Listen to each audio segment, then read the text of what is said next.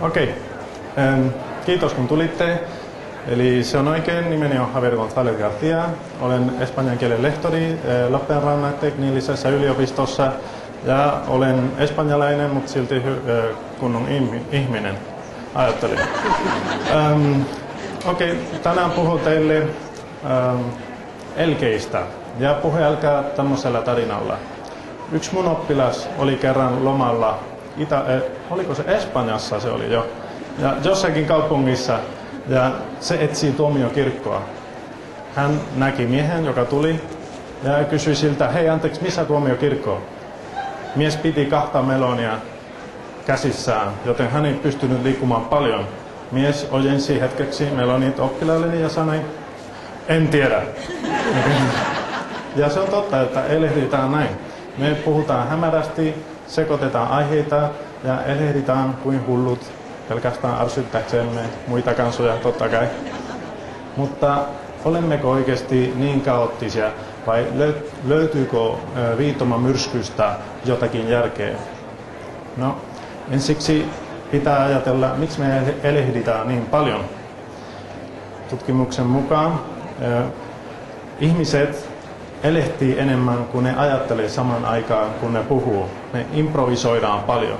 Sen takia valehtelijat elehtii paljon, koska vilkas aivotoiminta vie koko vartalon mukaan.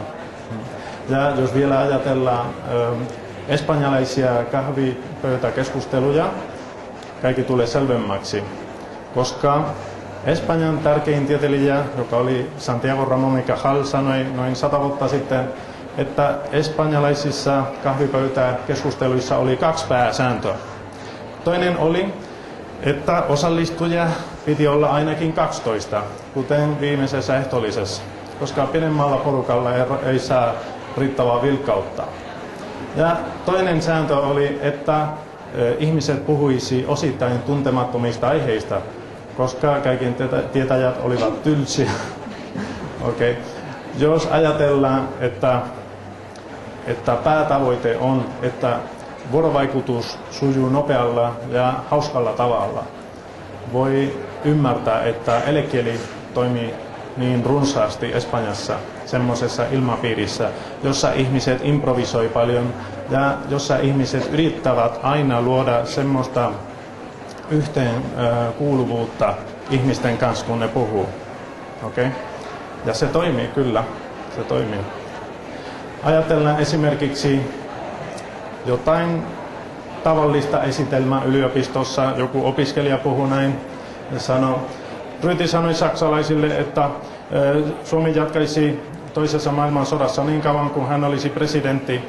Ja sen takia kun jatkosota päättyi, Ryti luopui, että Suomi pääsisi pois muista konflikteista ja sillä lailla Suomi pääsi pois toisesta maailmansodasta valehtelematta. Teisikö mieleen, mitä hän sanoisi? En tiedä, mutta kuvitellaan, että se puhuu näin. Ryti lupasi saksalaisille, että Suomi jatkaisi toisessa maailmansodassa niin kauan kuin hän olisi presidentti. Mutta kun jatkosota päättyi, Ryti luopui, että Suomi siis pääsi pois muista konflikteista. Ja sillä lailla Suomi pääsi pois toisesta maailmansodasta valehtelematta. Tällainen tyyli on hirveän hyödyllistä, kun puhutaan semmoiselle yleisölle, joka ei kiinnostu kovin kuuntelemisesta, kuten suomalainen peruskouluyleisö niin, tai espanjalainen tavallinen yleisö. Joo. Mutta eleitä on kyllä, ja ne tulee avuksi, kun me osataan käyttää ja tulkita niitä. Mitä meillä on tarjolla? On esimerkiksi jotkut kansainvälisiä eleitä, eikö niin kuin mitä kello on, tai sammeeko laskun, tai jatkaa vaan, kun joku puhuu, tai hiljaa. Ne ei välttämättä tule niin runsaasti käytettyä Suomessa. Jos joku haluaa tietää, mitä kello on, se katsoo mieluummin itse, eikö niin? Tai jos joku lakkaa puhumasta, suomalainen ei sano, jatkaa vaan. Se vaan odottaa kiltisti, että toinen ihminen on taas valmis. Tai jos pyydetään lasku, No, suomalaiset baarit ovat sen verran meluttomia, että pärjätään pelkillä sanoilla, eikö niin? Mutta uskaltakaapa Espanjassa.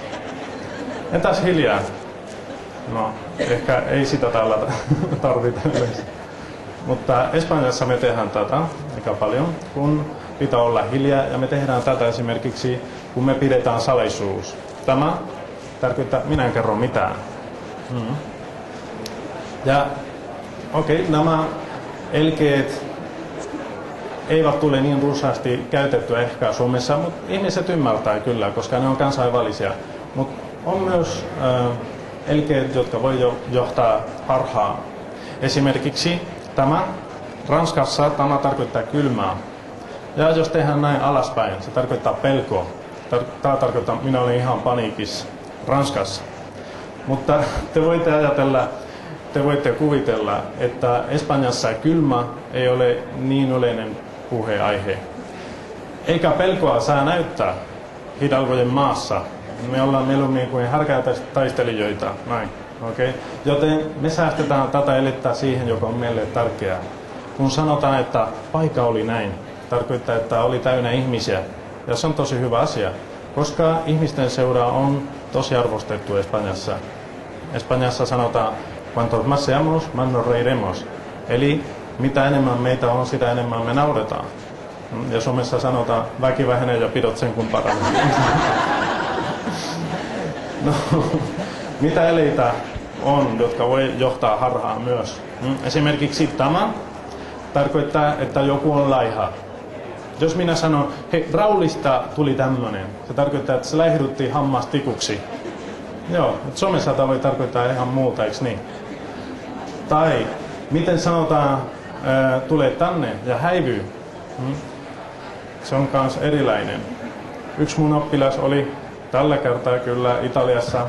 Se oli turistiporukassa ja kaikki turistit odottivat linja-auton ovella, koska se oli kiinni. Ja kun kuski avasi oven, se viittasi näin, että saisi tulla sisään, mutta kukaan ei liikkunut. Ja hetken päästä se kuski suuttui, sanoi kaikille, että hei, miksi kukaan ei astu sisään? Ja vastaus tuli yhtä nopeasti. No, kun sinä käsket meidät ulos koko ajan. Miksi tehdään niin Suomessa? Pitää poistaa ihmisiä. Joo. Mut mitä tää toimii Espanjassa? No esimerkiksi kun kutsutaan ihmisiä. Näin ei saa kutsua ihmisiä, koska näin kutsutaan koiria. Hidalgojen maassa pitää ennen kaikkea kunnioittaa ihmisiä, joilta pyydetään jotain. Joten kutsutaan aina näin, ylöspäin. Okay? Jos kutsutaan yhdellä sormella, se tarkoittaa, mulla on asia sulle. Onko se hyvä tai huono asia, riippuu kovasti ilmeestä. Jos sanotaan, hei, tule. Se on niin kuin, minä tiedän jotain sinusta. Okay? Ja jos kutsutaan ihmisiä näin, niin kuin käsi ylös mutta alaspäin, näin, niin se tarkoittaa, että me ollaan vihaisia ja kaveri saa selkäsaunan. Se on niin kuin, hei, tule tänne, saat nähdä. Joo. Ja miten sanotaan häivy Espanjassa? No, voitte kuvitella, että jos ihmisten seura on niin arvostettu Espanjassa, on jotenkuten hankala käskeä ihmiset pois. Joten jos ollaan ystävien kanssa, voi tehdä näin. Jos halutaan lopettaa keskustelun, tämä tarkoittaa leikataan. Hei, nyt leikataan ja palataan toihin. Okay. Mutta näin tehdään vain, jos on pakko.